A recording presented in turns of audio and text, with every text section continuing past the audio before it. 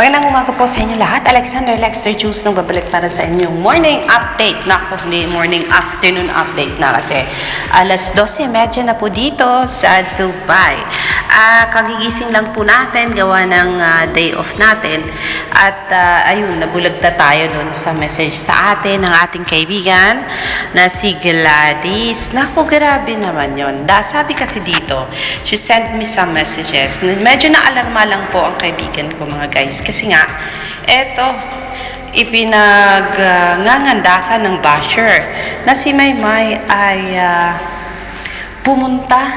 siya mismo pumunta sa lalaki para makipag-live-in. Ako, hindi ba nila naiintindihan ang bagay na sinasabi ni Maymay na nag-aaral ang ating dilag sa Canada? So, napaka-alarming kasi syempre dangal yan ng ating si Maymay and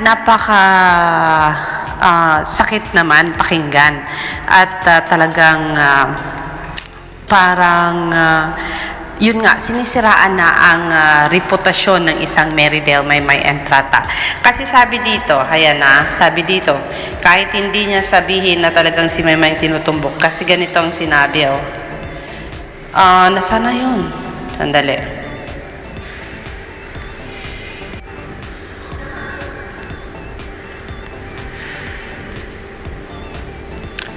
Una, sinabi dito,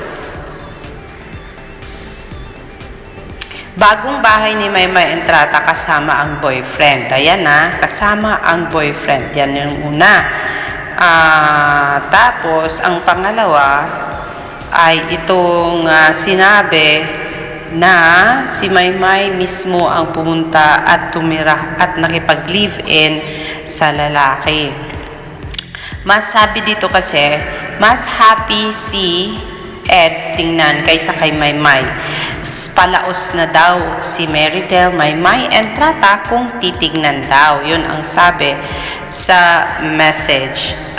Doon sa thread yan, sa Twitter mga guys, na talagang hindi katanggap-tanggap. Syempre, may laos ba na napaka-young looking at napaka-fresh all the time?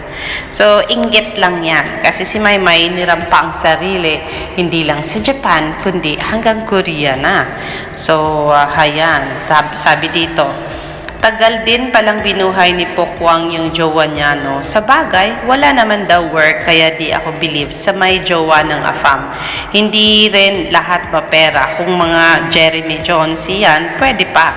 Pero kung ikaw, pati pa ang gagastos para sa ikabubuhay ng pamilya, ay hindi daw siya talaga believe. So, not all AFAM daw ay mayaman. Ayun. Tapos sabi ni Koreana 26, yung ikaw pa gagastos at pupunta sa kanya, nako, ito yun, parang tinutumbok dito, ay ang ating si Maymay Entrata. Koreana 26, parang may alam din ako, siya ang pumunta sa lalaki. Yun. So, since ang thread ay, ang pinasukan niyang thread ay sa kay Maymay Entrata na family, so, of course, ang tinutumbok niya ay ang nag-iisang si Maymay Entrata.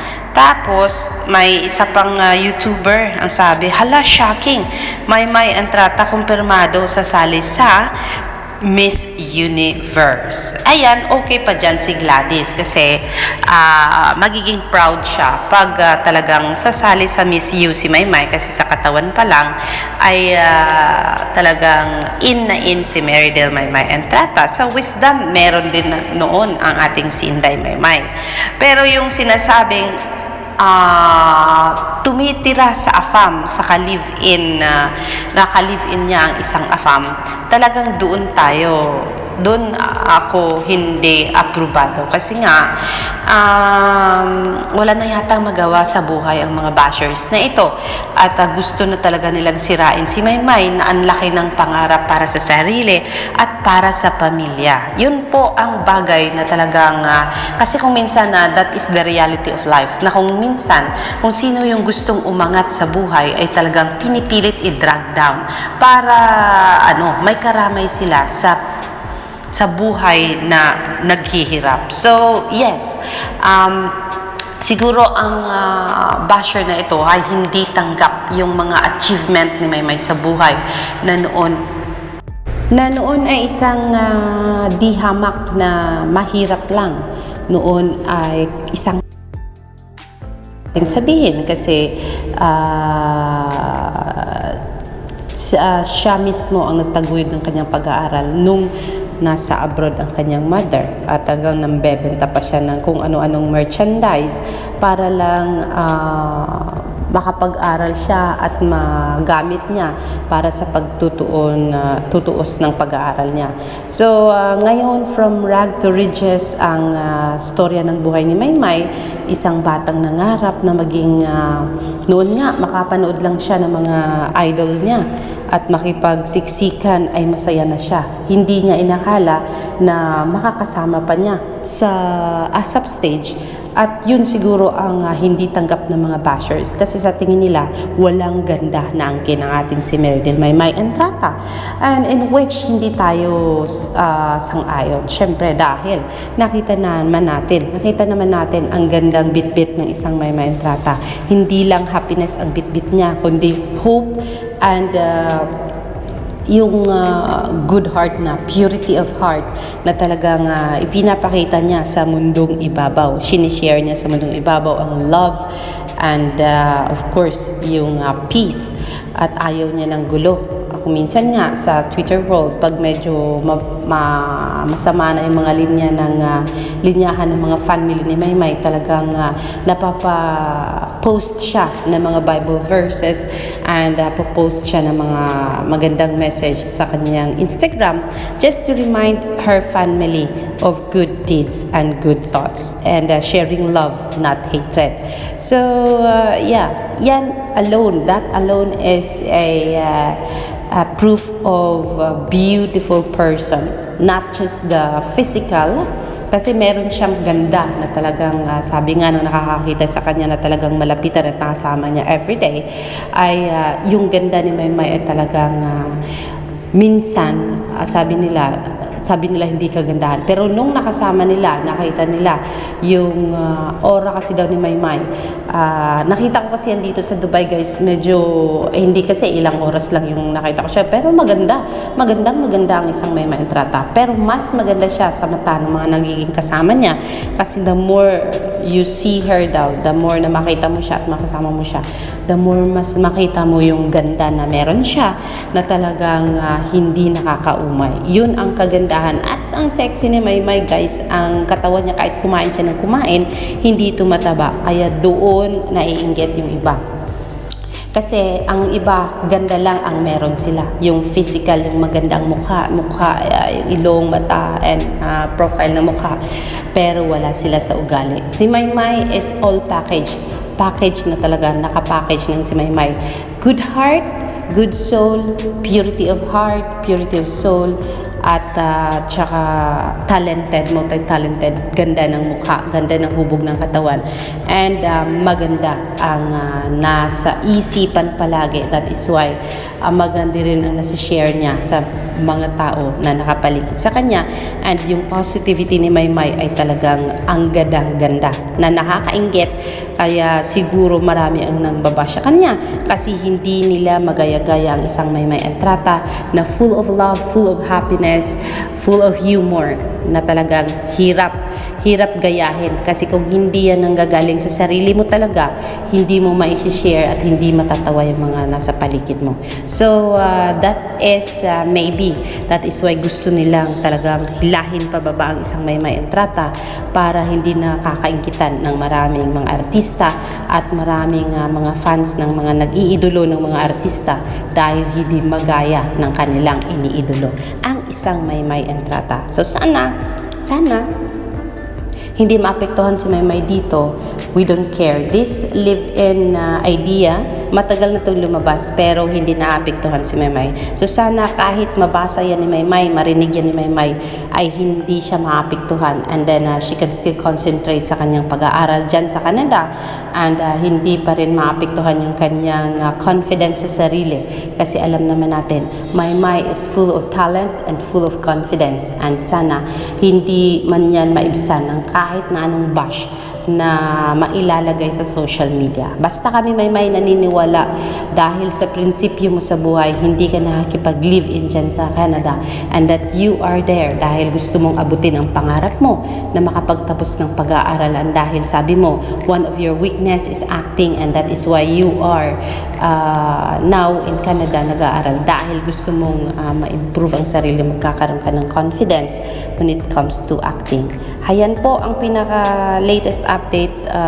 Salamat Gladys sa pag-share ng thread na ito. Actually, parang nakita ko yan kahapon pero hindi ko siya masyadong napagtuunan dahil sa sabi ko, it's just a mild thing. Pero dahil na-brought up mo ito sa akin, ibig sabihin, more family ni Maymay ang naapektuhan dito, and more family ni Maymay nasasaktan dahil dito. So, yes, wala tayong ibang gawin kundi ipalaganap sa mundong ibabaw na talagang ang ating si Maymay ay may prinsipyo sa buhay at alam natin na alam niya ang goal sa buhay niya, and that is reaching her goals, na ma-achieve niya yung mga pangarap niya, and we are one of her. Nandito tayo kasama niya sa pag-abot ng mga pangarap niya. Alexander Lexter Jules, kung sasali man si Maymay sa beauty pageant, hindi problema yon. And so, if she's confident enough to do that, ang alam ko kasi Maymay, sinabi niya yan ilang beses, siya yung tao na hindi gusto pasukin ang beauty pageant and Miss Universe. So, if one day gustuhin niya, walang problema, susuportahan pa rin natin siya at magiging proud pa rin tayo sa kanya. So, yeah. Pero if and when ang ginawang itong pag-post na si Maymay ay sasali sa pageant dahil gusto nilang sirain si Maymay, so please stop it. Hindi ka nakakatuwa. At alam namin, kilala namin si Maymay Entrata, and she said that how many times she's not joining Miss Universe. And so, pag sinabi niyang from her own mouth na sabihin niyang sasali ako, why not? Kasi wala naman sa edad ang pag-join ng beauty pageant na yan. Alexander Lexter Jules, I see you from our data lang sa ating channel. See you soon.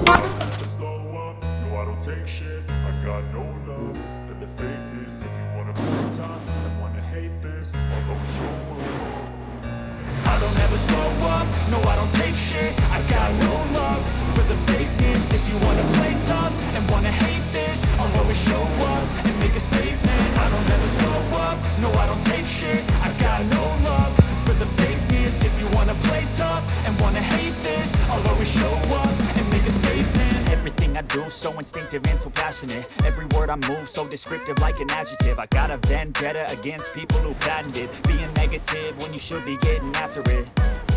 I got facts over tracks, this and that, spitting slow, spitting fast. I could roast, I could gas, think I'm okay at last, but I don't know if that can erase all the past. And the pettiness, a reflection of the emptiness. Hilarious, you think you're worth my time, you're delirious. Mysterious, because you hide behind a fake exterior. Inferior, you know I'll always be a bit superior. Get off of me, this ain't no humble brag. I want you to hear words, you can say them back. I want you to feel free from the chains at last, and to believe in what you got, it was built to last, yeah. Now that I've been put through hell, I never got anyone's help. I had to do it all myself.